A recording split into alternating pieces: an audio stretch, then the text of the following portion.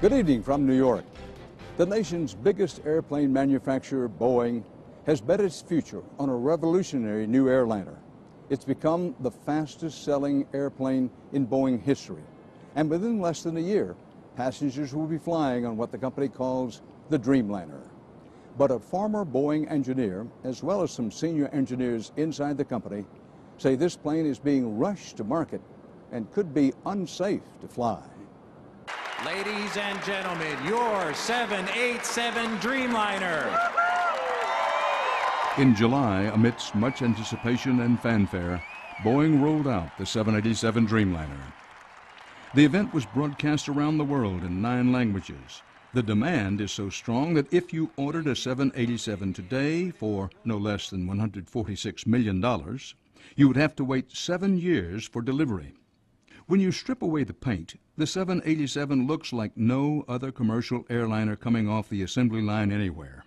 Boeing has bet its future on this airplane, largely made out of high-tech reinforced plastics known as composites. A former longtime Boeing engineer is coming forward for the first time tonight because he says Boeing and federal regulators are compromising the 787's safety by rushing this new technology into the skies. The problem is all the unknowns that are being introduced and then explained away as if there's no problem. Well, this is how you sell a used car, in my mind, is you just make everybody comfortable and say there's no problem. Vince Weldon is a 46-year veteran of Boeing and a pioneer in aerospace design, including the use of composite structures. In his long career, Weldon played a major role in a wide range of projects, from the revolutionary wing design of the 727, which enabled it to land on short runways, to the Space Shuttle Orbiter. Booster ignition and liftoff. Weldon spent much of his career supervising studies for NASA and the Air Force on weapons systems. Boeing thought so highly of Weldon, they had him research how advanced composites could be used in the next version of the 787 and future commercial jets to make them lighter. Weldon says composites used on military airplanes for years have lots of advantages. It's a lighter structure for a given weight than aluminum would be. And therefore more fuel efficient. Right, and then you have the advantages of less corrosion and better fatigue resistance, so you can possibly get a longer life out of the airplane. The 787's revolutionary design is setting a new standard for passenger comfort with large windows and better lighting. Boeing says the Dreamliner will save the airlines 3 billion gallons of fuel over 20 years. This should significantly improve their bottom lines. Well, given that, one can certainly see why an aircraft manufacturer, particularly a large one such as Boeing, would be very interested. Oh yes, and all of them are, and it has panned out quite well in past uses, such as the B-2, which is a bomber, which is virtually all composite airframe. However, it's not a commercial jetliner, and it doesn't have to face some of the negative factors that are inherent in composites. What are the disadvantages, questions, and dangers? The biggest problem with composites of the type that Boeing is using on the 787 is the lack of toughness. Toughness means resilience. Toughness means plastic deformation that absorbs shock if you have a negative event of a crash landing. Weldon and other senior aerospace engineers still inside the company were so concerned they decided to break ranks in 2005 to criticize the 787 design. They feared for their jobs if they stepped forward, and so they say they needed a well-respected Boeing voice who was close to retirement. I would say that they needed a spear point. And it had to be somebody with a record of accomplishment in developing new hardware. So Weldon spoke to his supervisor. And what did he say? You're dangerous and you need to find another job. And so I just said, well, that's a waste of time. So then you take it to the ethics organization. Yes, I did. And you're confident at that time that it's going to work itself out? I thought it had a good chance. They told me now, well, you're not only credible, you're super credible. The list of issues that Weldon and others have with the 787 program is long and includes major safety problems, as this February 2006 email written by a Boeing engineer indicates. Weldon and his supporters think the 787 program will turn into a nightmare if problems are ignored, and they worry about a possible engineering disaster much like the Space Shuttle Challenger and Columbia. In this August 2005 email to a Boeing top manager in charge of ethics investigations, an engineer wrote that if we do not rectify these issues, the 787 program will be the last for the Boeing company and will irreparably damage our reputation and finances. Boeing says they reviewed the complaints but found them to not be a concern. Weldon and his colleagues say they believe Boeing never did a truly independent review and that the company simply did not want to hear bad news about the 787 program. To get a better understanding of how composites are used in commercial jets, we talked to engineer Joseph Rako of Exponent, a Northern California aerospace consulting company. When I look at an aircraft, one that's built with composites, would this include the fuselage?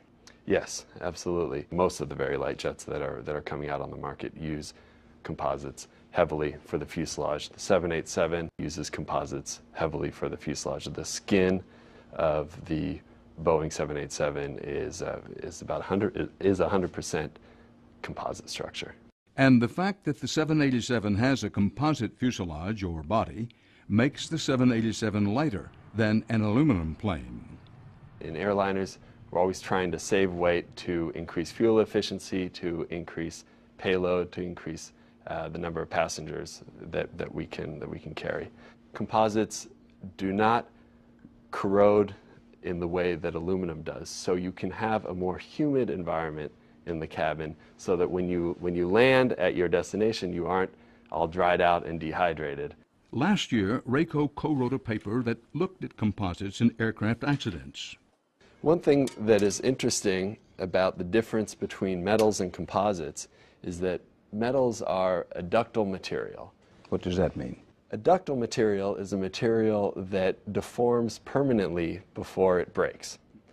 So, as an example, you can look at this flat piece of aluminum. This is aircraft aluminum. And if you were to bend that piece of aluminum, it would look like this. Composites are different. They're a brittle material. A brittle material is one that does not deform permanently to any significant degree before it breaks in half.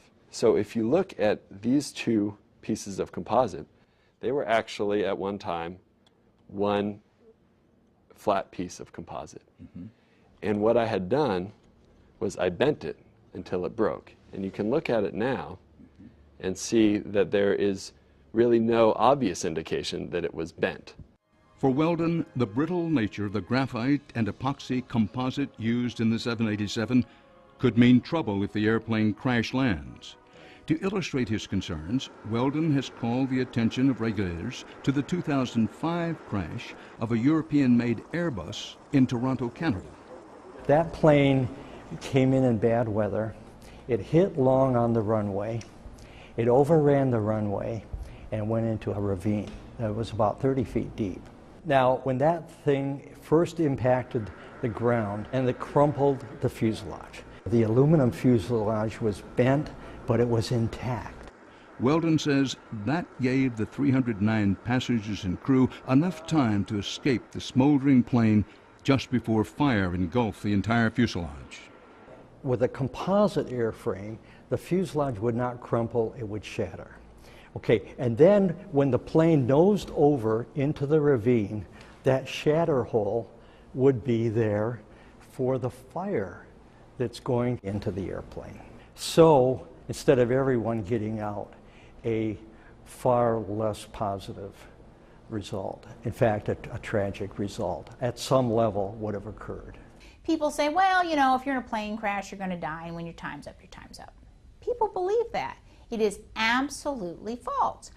People survive plane crashes all the time.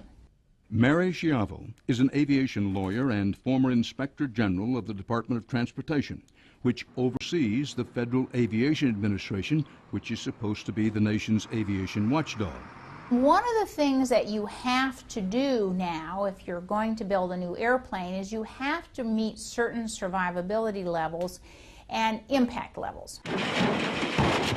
Over the years, the FAA, NASA, and industry have studied passenger survivability based in part on drop tests like this one conducted in 2000 when the FAA dropped a 737 aluminum fuselage with dummies connected to computers. This drop test was not part of any certification process. Rather, it was a study.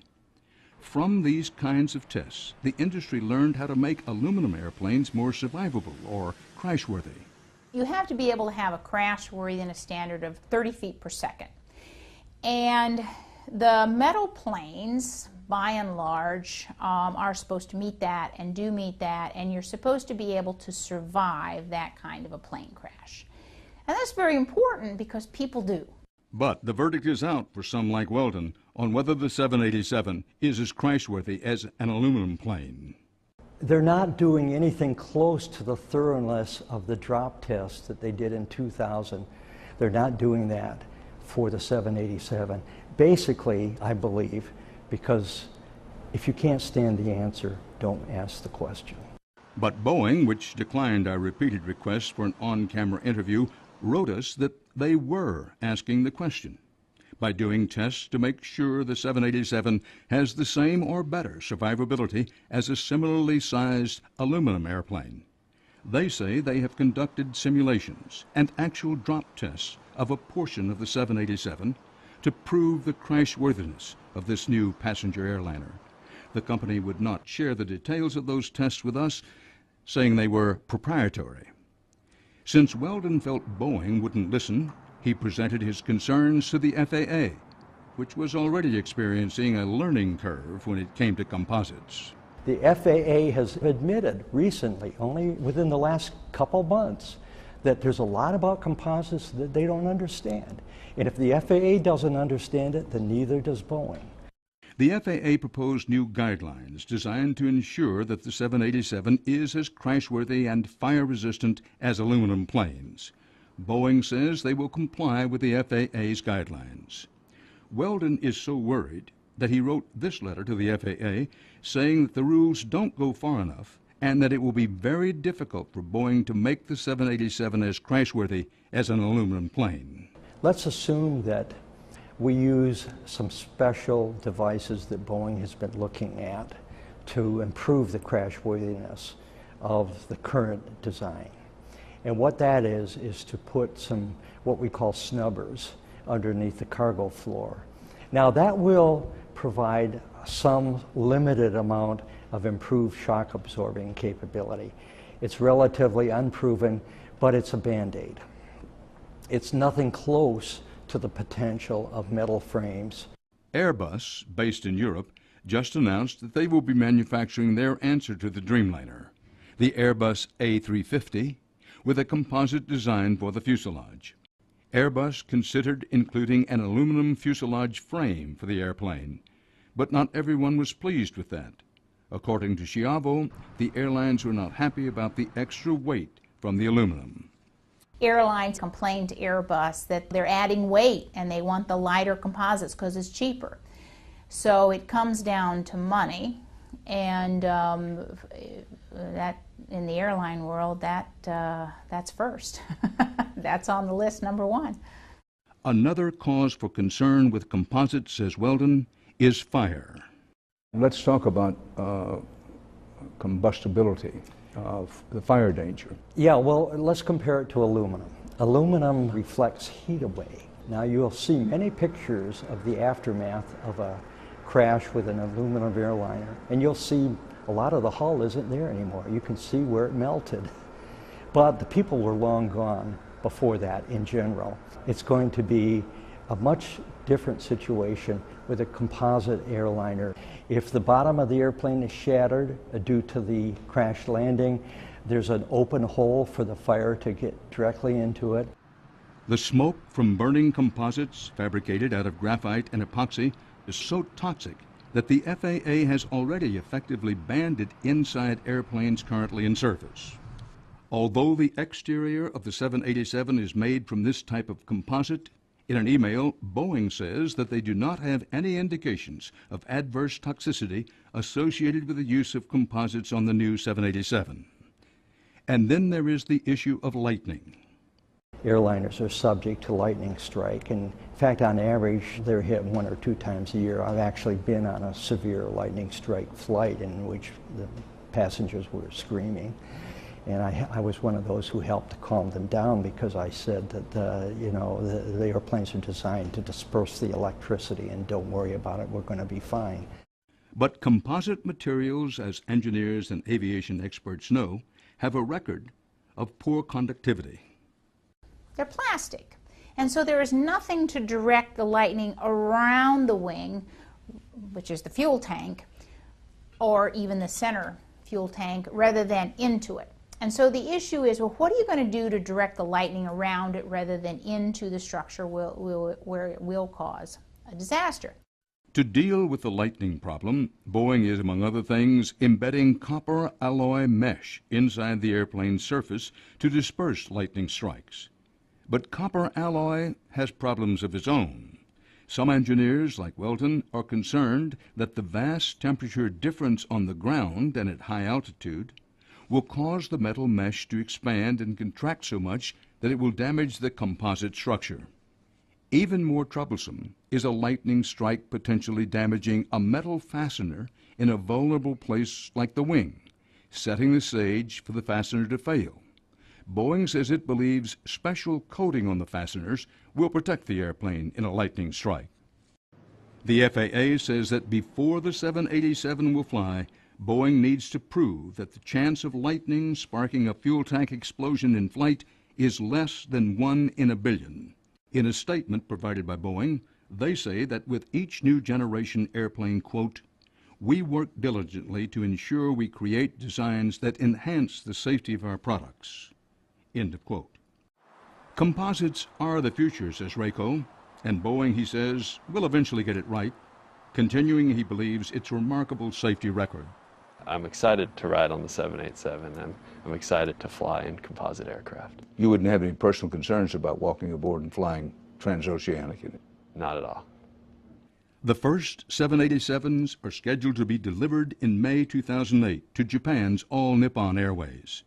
So if there are issues with the composite design, as Weldon and others insist, it seems late for the FAA to be discovering them. When the FAA does something like this, it's usually because somebody's complained, and it's usually to cover cover themselves.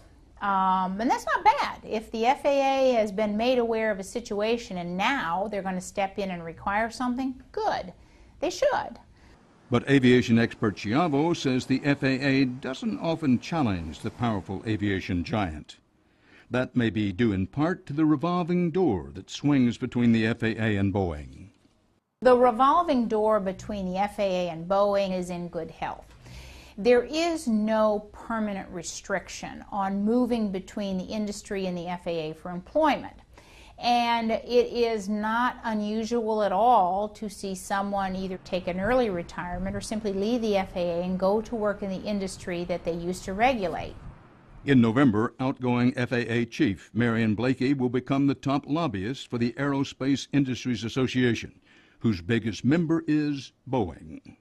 Moreover, the 2 top FAA officials in charge of certifying the 787 have ties to Boeing.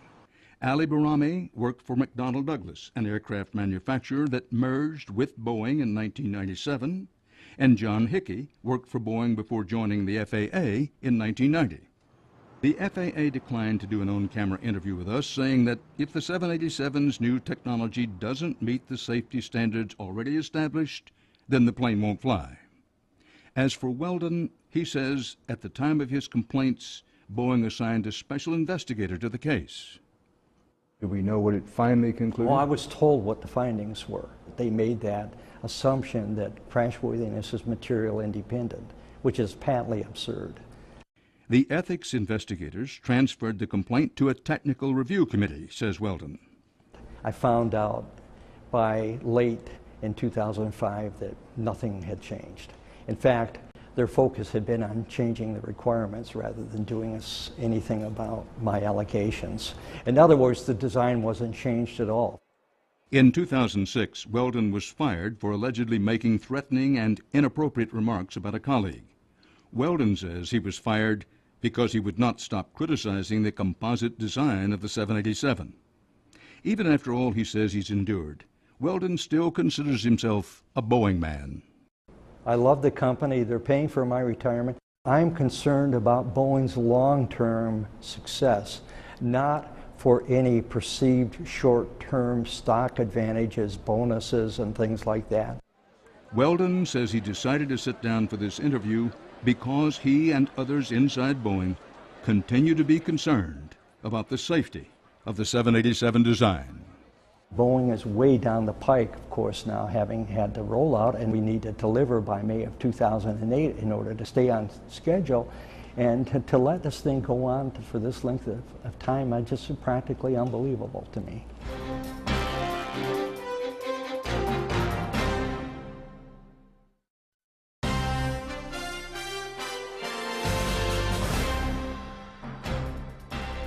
As Boeing and Airbus use more composites to manufacture commercial airplanes, a debate has emerged over how the airlines can best maintain and detect damage of this reinforced plastic material.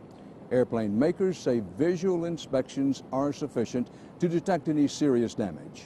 But many composite experts say visual inspections are inadequate, and they urge airlines to invest in high-tech tools if they want to fly a composite airplane safely. One of the selling points of the new 787 is lower maintenance costs because the composite airframe won't corrode or rust. Boeing says the maintenance costs will be cut by 30%. They also say that detailed visual inspections on a periodic basis should be sufficient to detect serious damage to the composite material. We asked composite expert David Moss if he agreed. No. Almost anybody I know in the composite field does not agree with that statement. It is very easy to have serious damage in a composite that is not visible. I know the reason that they made the statement, but I believe that's a false statement. You said you think you understand the reason. What reason could there be? During certification, they will intentionally put flaws and they will intentionally impact the composites to create internal damage that can't be seen. And then they will apply repeated loads for 2 lifetimes of service and prove that that damage will not propagate. It's a complex situation. The statement that if a composite has no visible damage, it therefore is perfectly safe to fly, is not true. Vince Weldon, a former Boeing engineer, explained how composites were marketed to the airlines. They've even gone around to the airlines and they give them a piece of aluminum, beat on it with this hammer. And of course it'll dent immediately. And they said, now take this piece of composite structure and beat on it with a hammer. And the hammer bounces off of it. Pretty impressive. No, it's not impressive at all to anyone who knows what's actually going on. But it's very deceiving because where the damage is, it's micro cracking that you can't see, and you have to use ultrasound inspection to determine it. But what it does, it builds up internal damage to the structure. Once you start getting a flaw in the composite structure that starts being able to entrain moisture like water on a humid day, and every day you fly, you're going to go from a hot, humid environment to a cold, very cold, dry environment. And every time that water freezes, it expands and it breaks a few more fibers. And what do you have after 3, 4, 5 years of that happening? See, these are elements of composite structure that aren't fully understood. Commercial airplanes go through a lot of wear and tear, everything from baggage carts banging against them to turbulence in the skies. Your point is, well, this can be deceiving because the damage would be in the interior. This is also subjective. You know, this is like a convenient operation in order to keep things flying and tell everybody that everything's okay. But everything may not be okay. Well, what I have here is a piece of composite laminate that has been impacted. Joseph Rako, with the consulting company Exponent, showed us what damaged composites look like. I don't see it. It all looks like just every other piece you've shown me. Right. There is no strong indication of the impact on the surface of the composite. But then Rako took this damaged piece of composite and put it under a special ultrasound scanner in the lab. This ultrasound machine is similar to technology used to see a baby inside a mother's womb. As the machine scans back and forth on the composite piece, we start to see the image develop on the screen. The information that this machine provides allows us to quantify the level of damage and correlate that level of damage with any sort of potential safety hazard that it is associated with. And as we spoke earlier, if you did a visual examination, you wouldn't have any indication of this.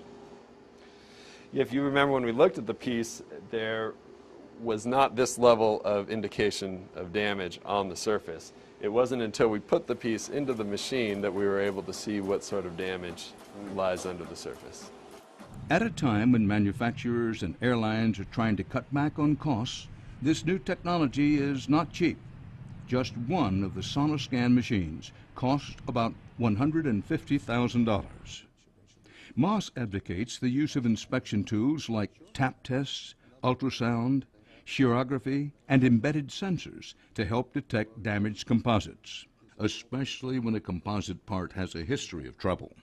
To sort of ignore the tools that you have at your disposal because you want to save a couple of hours of inspection time is almost criminal. Boeing and Airbus use inspection tools during manufacturing, but say they are only needed if damage is visible once a plane is in service. Fueling the debate about how to keep pace with this new material are vague federal guidelines and the history of an older Airbus airplane, where visual inspections did not catch damage. In 2001, American Airlines Flight 587 crashed after its composite tail fin broke off and landed in Jamaica Bay, New York. Federal investigators ruled that pilot error, rather than composite failure, was the cause of that accident. But some people were skeptical. In 60 years of commercial aviation flying large jet aircraft, no pilot has ever manipulated the rudders to cause the tail of his airplane to fall off. It's always easier to blame a deceased pilot who can't defend himself. Todd Wissing is a pilot who flew the Airbus A300, the same model that crashed in New York. He says there will always be controversy over the cause of that crash. What is clear, says Wissing, is this technology needs a more thorough inspection regime.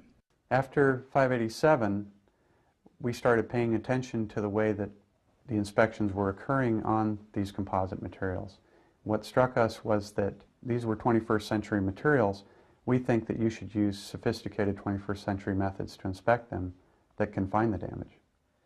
Sometimes pilots and mechanics can see problems with the composite tail section on the Airbus in question, says Wissing, specifically with the rudders and elevators when they soak up water and other fluid. Sometimes on the walk around you could look up on the underside of the tail and see a bubble, and you would have to check to see whether that was a repair or whether that was a new problem, because if water got underneath the skin of the tail, it would look pretty much the same as the repair. So you'd have to check with maintenance to see if it had been repaired. But damage is not always visible, says Moss, who told us about an incident on March 6, 2005, in which problems were not caught in time. This was a Canadian aircraft, Air Transat, that was actually taking off from Cuba, and all of a sudden the composite rudder, which is the control surface on the fin, simply departed the airplane. Which is to say it broke off. It just broke off almost completely. That Air Transit plane was an Airbus A310, and it landed safely. Today, foreign air carriers, American Airlines, and FedEx fly some of the Airbus planes in question. After the rudder incident, the FAA issued a mandatory one-time inspection of certain Airbus airplanes. They said, not only look at this rudder visually of the remaining ones in the fleet, this time use a tap test. No problems were found. But 8 months later, FedEx did find something. During routine maintenance on a FedEx airplane, they found a massive area that had debonded from the inside of an A300 rudder. It was about 3 square feet of previously undetected damage, according to this March 2006 National Transportation Safety Board report. In addition, hydraulic fluid had leaked into the composite material, which could cause further damage. Canada's Transportation Safety Office is still investigating the air transit case. In light of the FedEx incident, the NTSB urged more thorough inspections of certain Airbus rudders. The NTSB also wrote that there may have been dangerously close similarities between the air transit incident and the American Airlines crash in 2001. The NTSB recently wrote the FAA saying, hey, the airworthiness directive you have issued with respect to that rudder loss, you didn't go far enough. They've specified you have to do repetitive inspection, and in fact, they're using non-destructive inspection now. But these repetitive inspections on the troubled composite parts are outside tap tests, not more sophisticated tests like ultrasound. Wissing and others want to see more done. Our concern is that they've tried to establish the visual and tap testing as the basic foundation for composite inspections.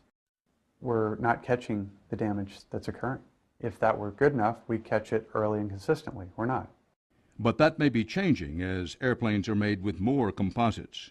When Boeing delivers the first 787 Dreamliner to Japan's All Nippon Airways in May 2008, that airline will have invested heavily in ultrasonic equipment and a corps of mechanics trained by Boeing to care for the aircraft.